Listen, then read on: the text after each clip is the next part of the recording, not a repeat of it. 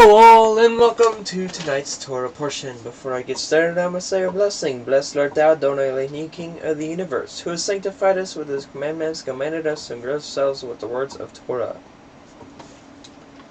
Please, Adonai Elohim, treat the words of your Torah in our mouths and in the mouths of all your people Israel. May we and our offspring, the offspring of your people, the house of Israel, may we all together know your name and study your Torah for the sake of fulfilling your desire. Blessed are you, Adonai, who teaches Torah to his people Israel. Blessed are you, Adonai Elohim, King of the universe, who chose us from all the nations and gave us the Torah. Blessed are you, Adonai, giver of the Torah.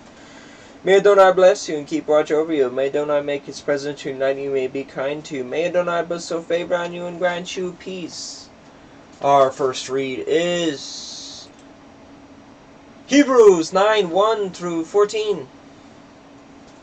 Now even the first covenant had regulations for worship in an earthly place of holiness, for a tent was prepared, the first section in which were the lampstand and the table and the bread and the presence. It is called the holy place. Behind the second curtain was a second section called the most holy place, having the golden altar of incense and the ark of the covenant covered on all sides with gold, in which the golden urn holding the manna and Aaron's staff was budded.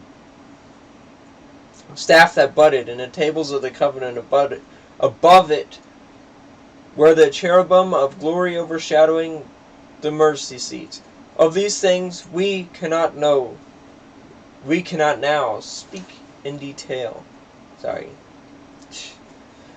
These preparations having thus been made, the priests go regularly into the first section, performing their ritual duties, but into the second only the high priest goes, and he but once a year, and not without taking blood, which he offers for himself and for the unintentional sins of the people. By this, the Holy Spirit indicates that the way into the holy place is not yet open as long as the first section is still standing, which is symbolic for the present age. According to the arrangement, gifts and sacrifices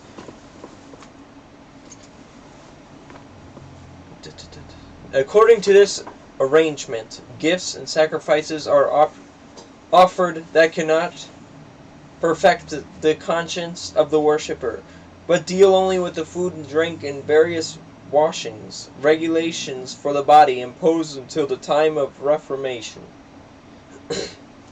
But when Hamashiach appeared as the high priest of the good things that have come, then through the greater and more perfect tent, not made with hands, that is, not of his creation, he entered once for all into the holy places, not by means of the blood of goats and calves, but by means of his own blood, thus securing an eternal redemption.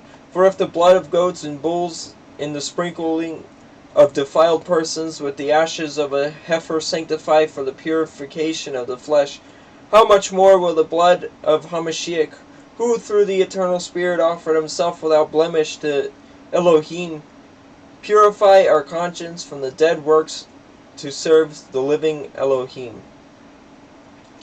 Revelation 11:1-13.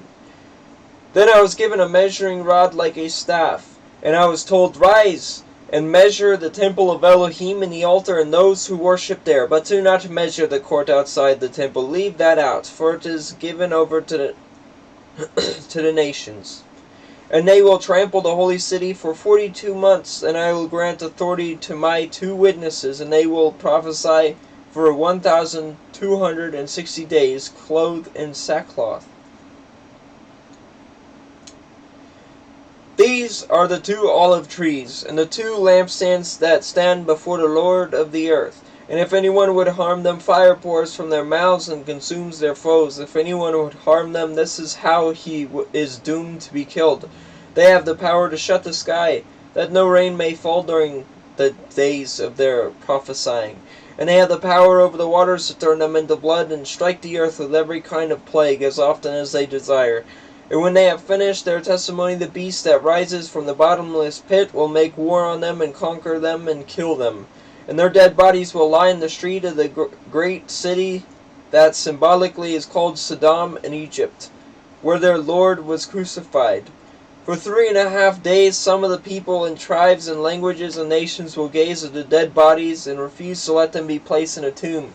And those who dwell on the earth will rejoice over them and make merry and exchange presents, because the two prophets had been a torment to those who dwell on the earth. But after the 3.5 days a breath of life from Elohim entered them, and they stood up on their feet, and great fear fell on those who saw them.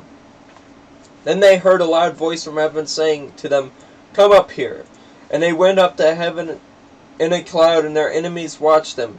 And at that hour there was a great earthquake, and 1/10 of the city fell. 7,000 people were killed in the earthquake, and the rest were terrified and gave glory to the Elohim of heaven. My question to you guys is, how is all this related? How does one tie into the other? Alright. Blessed art thou, Lord our God, King of the universe, who gavest the Torah of truth and set everlasting life in our midst. Blessed art thou, Adonai, giver of the Torah, Brukatah Adonai, Elohini Malach Halom. Asher Natan Lanu Toredi Met Baishi Elom Nata Betekenu Brukatah Adonai Natina Torah.